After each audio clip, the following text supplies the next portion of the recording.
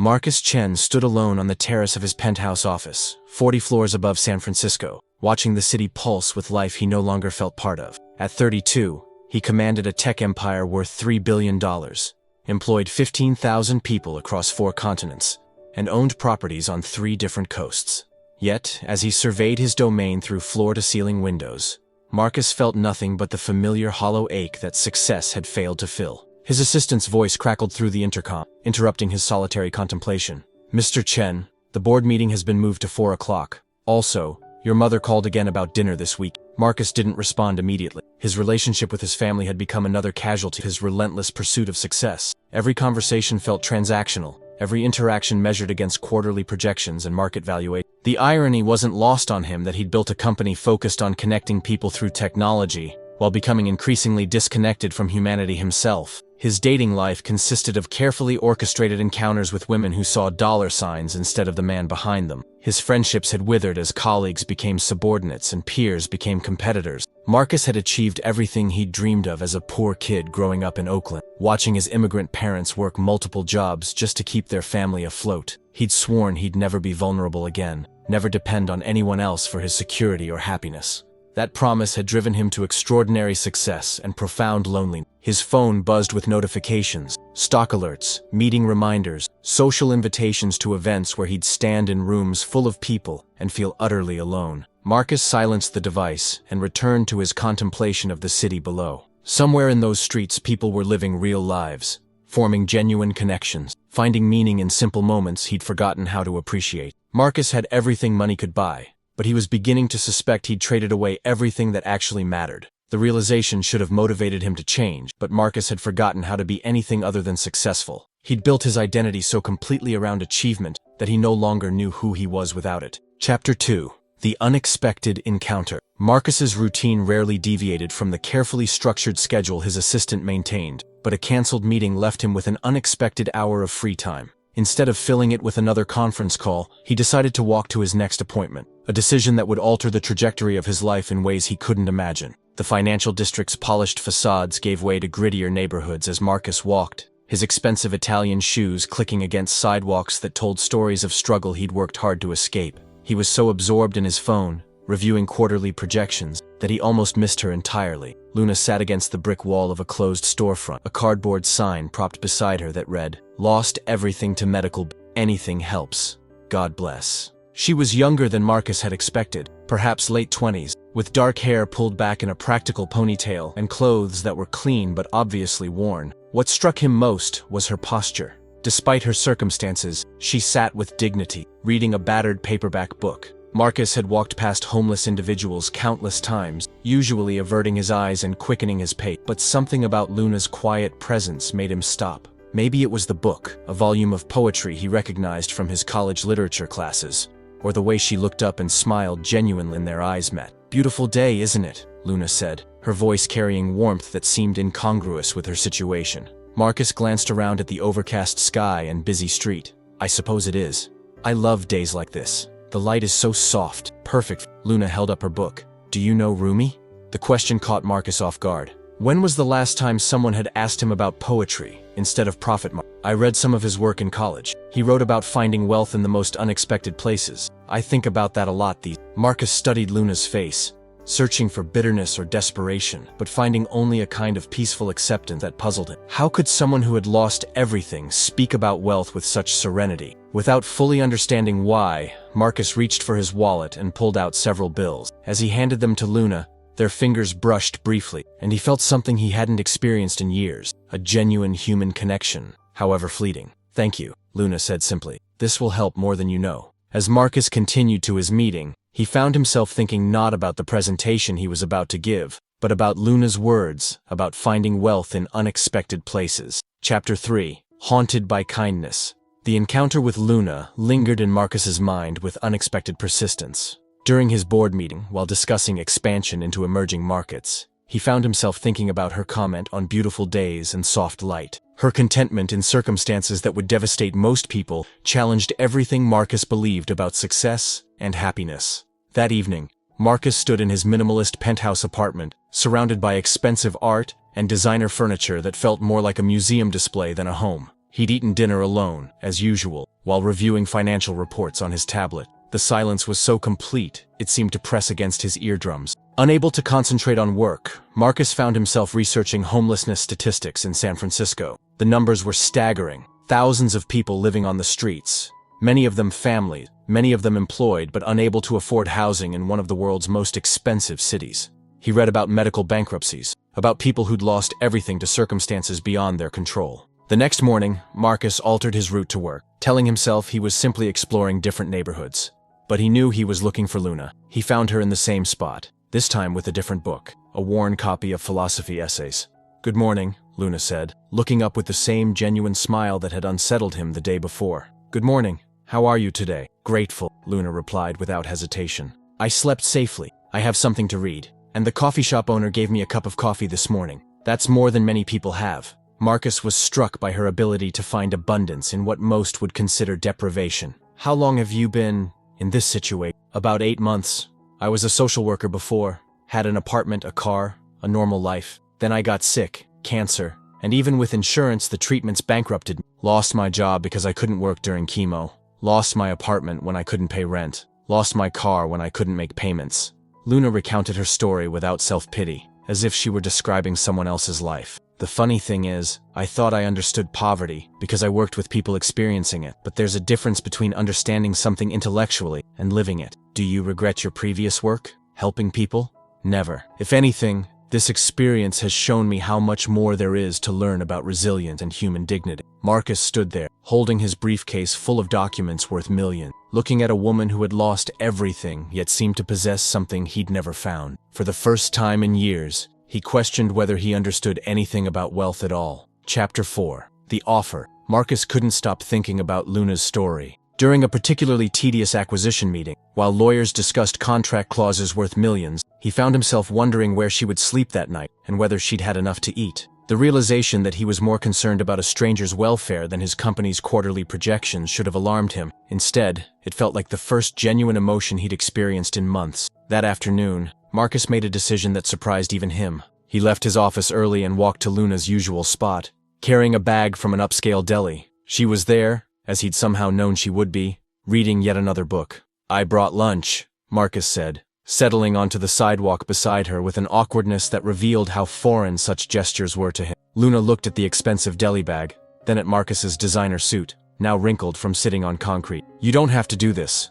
I'm not your responsibility." "I know. I want to." They ate in comfortable silence, watching the city flow around them. Marcus noticed things he'd never paid attention to before. The way sunlight filtered through building gaps, the rhythm of pedestrian traffic, the small kindnesses exchanged between strangers. "Can I ask you something?" Marcus said finally. "Why aren't you angry about what happened to you?" Luna considered the question seriously. "I was angry, for a while, furious at the healthcare system, at my insurance company, at God, at the unfairness of it all. But anger is exhausting when you're trying to survive, and I realized that my situation, as difficult as it is, has taught me things I never would have learned otherwise." "Like what?" "Like how much strength people have when they have to find it. Like how much kindness exists in the world if you're open to seeing it. Like how little you actually need to be content." Marcus thought about his penthouse full of things he'd bought but didn't need, his garage full of cars he rarely drove, his bank accounts full of money that brought him no joy. "I have a proposition," Marcus said, the words emerging before he'd fully formed the thought. "I own several properties. There's a small apartment above a bookstore I bought as an investment. It's empty, furnished. You could stay there." Luna studied his face carefully. "What would you want in return?" "Nothing. Just let me help." "Why?" Marcus struggled to articulate feelings he barely understood himself. "Because talking to you is the most real conversation I've had in years. Because you've made me question everything I thought I knew about success. Because maybe helping you will help me remember how to be human." Luna was quiet for a long moment. "Okay," she said finally, "but with conditions. I want to pay rent, even if it's just a small amount. And I want to earn it somehow. Cleaning, organizing, whatever needs doing. I won't be anyone's charity case." Marcus nodded, understanding that preserving Luna's dignity was essential to preserving whatever was growing between them. Chapter 5. New Arrangements. The apartment above Chen's Books, a small independent bookstore Marcus had acquired during a real estate deal, was modest but charming. Hardwood floors, exposed brick walls, large windows that filled the space with natural light, and shelves lined with books the previous tenant had left behind. Marcus watched Luna explore the space, noting how she touched surfaces gently, as if she couldn't quite believe it was real. Her few possessions, clothes, books, and a small photograph of what appeared to be her family, looked lost in the furnished apartment. "It's perfect," Luna said, standing by the window that overlooked the street. "I can't remember the last time I had this much space to myself." Marcus felt an unexpected tightness in his chest, watching her obvious gratitude for something he considered basic shelter. "The bookstore downstairs needs someone to help with inventory and customer service. The owner mentioned wanting part-time help. You arranged that?" "I suggested it, but Mrs. Patterson will make her own decision about hiring you." Luna turned from the window to face him directly. "Why are you doing this, Marcus?"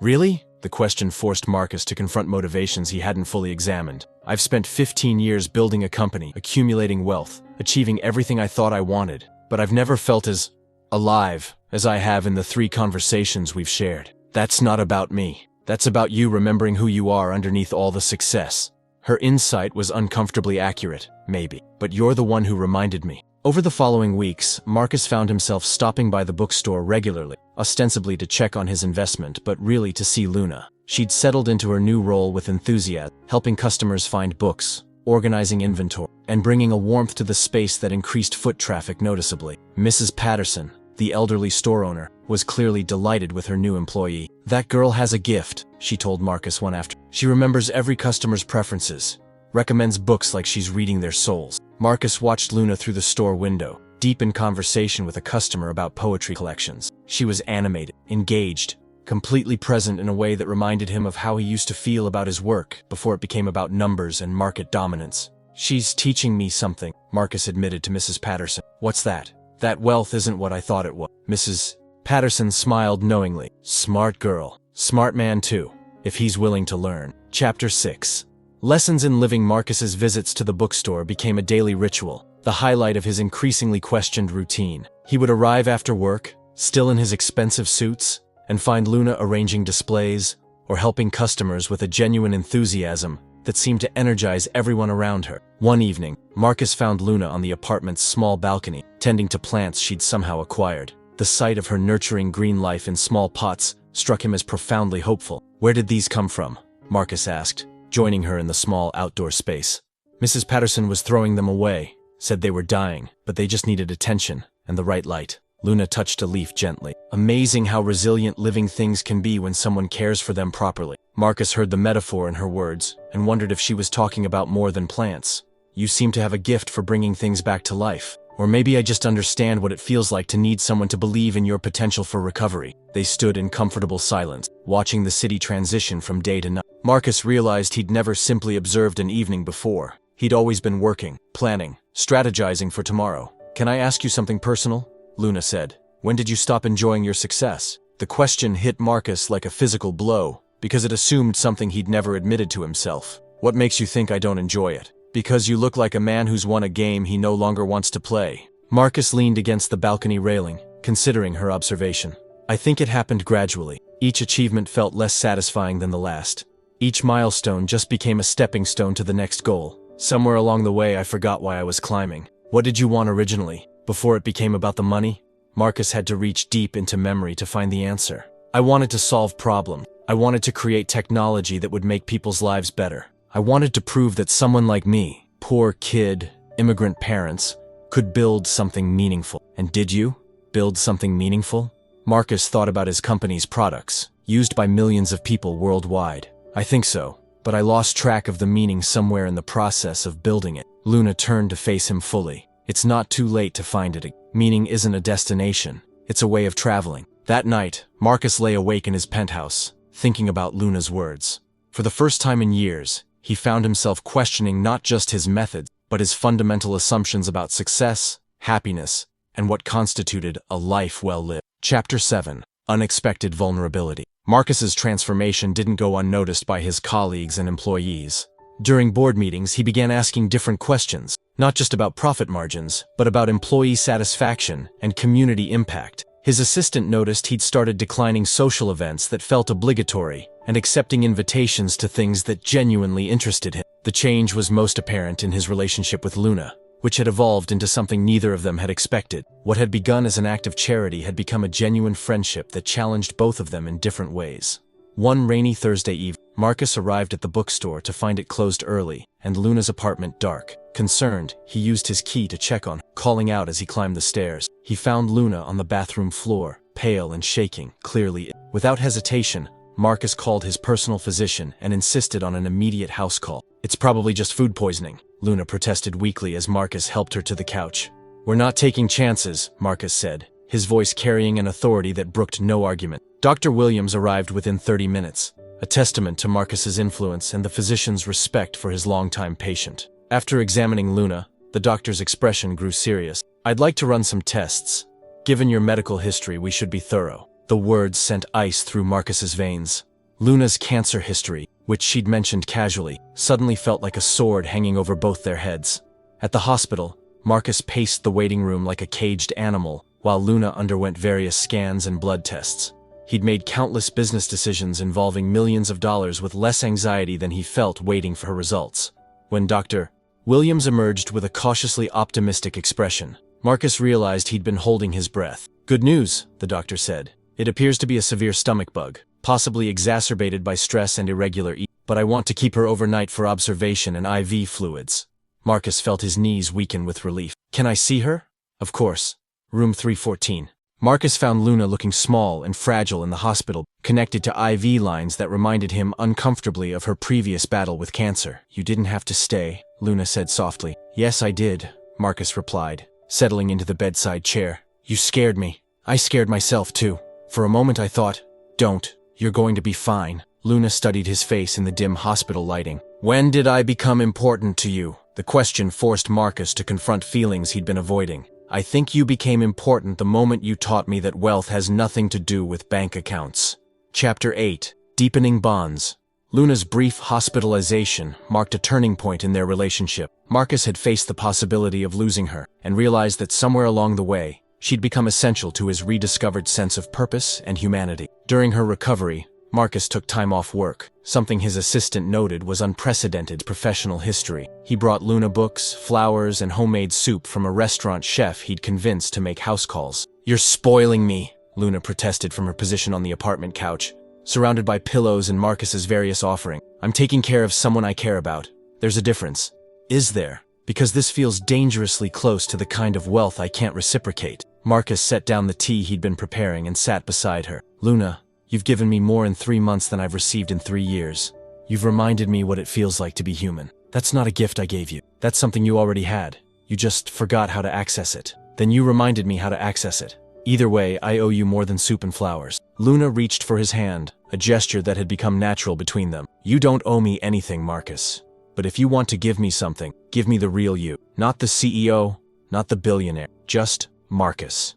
The request was simultaneously simple and terrifying. Marcus had been playing the role of successful businessman for so long that he wasn't sure who he was without it. "I'm not sure I remember how to be just Marcus. Then let's figure it out together." Over the following weeks, Marcus began experimenting with a different way of living. He started working from the bookstore some afternoons, setting up a laptop in the corner while Luna helped customers. He discovered he enjoyed the ambient noise of literary conversations and the smell of old books. He began reading again, not business journals and market analyses, but poetry and fiction that Luna recommended. He found himself thinking in metaphors instead of metrics, considering emotional impact alongside financial projections. Most surprisingly, Marcus started volunteering at a local homeless shelter, initially inspired by Luna's story, but continuing because the work felt meaningful in a way his corporate achievements never had. "You're different," his mother observed during a family dinner Marcus actually attended. "Calmer, more present." "I'm learning some things about what matters," Marcus replied. "From that girl you've been helping?" Marcus smiled, realizing his mother's phrasing revealed her misunderstanding. "Actually, she's been helping me." Chapter 9. Confronting the Past. Marcus's transformation didn't occur in isolation. As he spent more time with Luna and less time in corporate environments, he began confronting aspects of his past he'd buried beneath layers of achievement and ambition. One evening, while helping Luna organize books in the store, Marcus found himself sharing memories he'd never spoken aloud. "I used to love reading when I was a kid," he said, running his fingers along the spine of a classic novel. "My parents worked so much that books were my companions. I'd imagine myself as the heroes, solving problems and saving the day." "What changed?" Luna asked, not looking up from her inventory list but clearly listening intently. "Reality, I suppose. I realized that heroes in books had advantages I didn't. Money, connections, opportunities. So, I decided to create those advantages for myself. And you did. But somewhere along the way, you stopped being the hero of your own story and became the businessman. Marcus paused in his sorting. When did you become so wise about human nature? When I lost everything and had to figure out who I was without any of the external markers I'd used to define myself. Losing your identity forces you to discover your essence. That night, Marcus called his parents for the first time in months, not to update them on business achievements, but to ask about their experiences immigrating to America, their dreams and fears, the sacrifices they'd made for his opportunity. We're proud of your success, his father said, but we've missed having our son in our lives. The conversation left Marcus with a profound sense of loss for time and relationships he'd sacrificed in pursuit of goals that now seemed hollow. The next day, Marcus made a decision that shocked his board of directors. He announced he would be stepping back from day-to-day operations to focus on the company's social impact initiatives and spend more time on personal priorities. The company will continue to thrive, Marcus told his concerned executives. But I've realized that a successful business run by an unsuccessful human being isn't actually successful at all. Luna was in the bookstore when Marcus arrived with news of his decision. She looked up from helping a customer choose a gift for their daughter and saw something in his expression that made her excuse herself. What happened? She asked. I think I just remembered how to be the hero of my own story again, Marcus said. Luna's smile was radiant. How does it feel? Terrifying and exhilarating and right. That sounds like the beginning of a real life. Marcus realized she was correct. For the first time since childhood, he felt like he was living, rather than simply achieving. Chapter 10. Love, Understanding. The shift in Marcus's priorities created space for feelings he'd been avoiding to surface. His relationship with Luna had evolved from charity to friendship to something deeper and more complex that neither of them had explicitly acknowledged. One evening, as they sat on the apartment balcony watching Luna's rescued plants thrive in their small pots, Marcus found the courage to voice what had been growing in his heart. Luna, I need to tell you something. She looked up from the book she'd been reading, noting the seriousness in his tone. What is it? I'm falling in love with you. I think I have been for weeks. But I was afraid to admit it because I didn't want you to think this was about gratitude or some kind of savior complex. Luna set down her book and studied his face in the soft evening light. And what is it about? It's about the fact that you've shown me what wealth really means. It's about how you find joy in small moments and beauty in simple things. It's about your strength and your wisdom and the way you make me want to be a better person. Marcus, I know our situations are complicated. I know there's an imbalance in our circumstances that makes this difficult, but I also know that I've never felt about anyone the way I feel about you. Luna was quiet for a long moment, and Marcus felt his heart hammering against his ribs.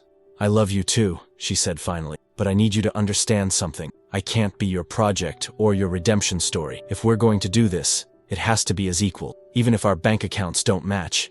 How do we do that? By continuing to be honest with each other. By you continuing to grow into the person you're becoming. Not because of me, but because it's who you want to be. By me continuing to build my own life and independence. Marcus reached for her hand. I don't want to save you. You've already saved yourself. I want to build something. What kind of something? A life that's measured in moments like this instead of quarterly profits. A partnership where we both contribute what we're good at. A love that makes us both better people. Luna leaned closer, and when she kissed him, Marcus felt like he was finally coming home to himself. Okay, she whispered against his lip. Let's build something beautiful together. As they held each other on the small balcony, surrounded by thriving plants and the gentle sounds of the city below, Marcus realized he'd finally found the wealth he'd been searching for all along. Chapter 11. True Wealth. 6 months later, Marcus stood in the same spot where he'd first encountered Luna, but everything had changed. The storefront that had once housed her cardboard sign now displayed a small plaque. Chen Luna Foundation Community Outreach Center. The space had been transformed into a resource center for people experiencing homelessness, offering job training, mental health services, and temporary housing assistance. Luna managed the day-to-day operations, while Marcus provided funding and business expertise, but more importantly, they'd created something together that reflected both their values and experiences. Marcus watched through the window as Luna led a support group for people transitioning out of homelessness.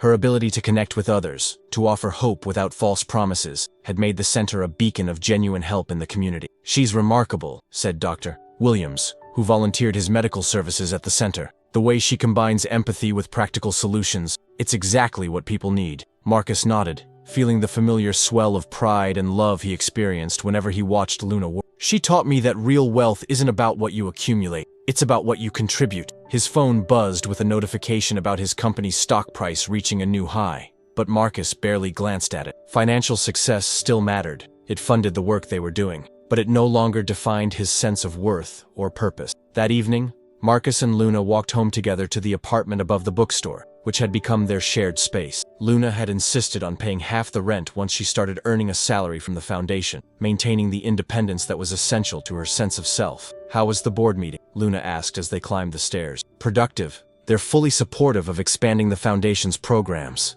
Turns out that doing good is also good business. Employee morale is up.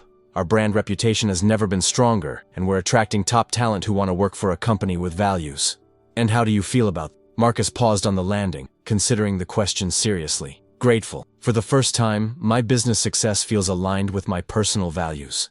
It's like all the pieces of my life finally fit together." In their apartment, surrounded by books and thriving plants, Marcus and Luna prepared dinner together, a simple ritual that had become sacred to both of them. As they cooked, they talked about their day, their dreams, their plans for expanding the foundation's reach.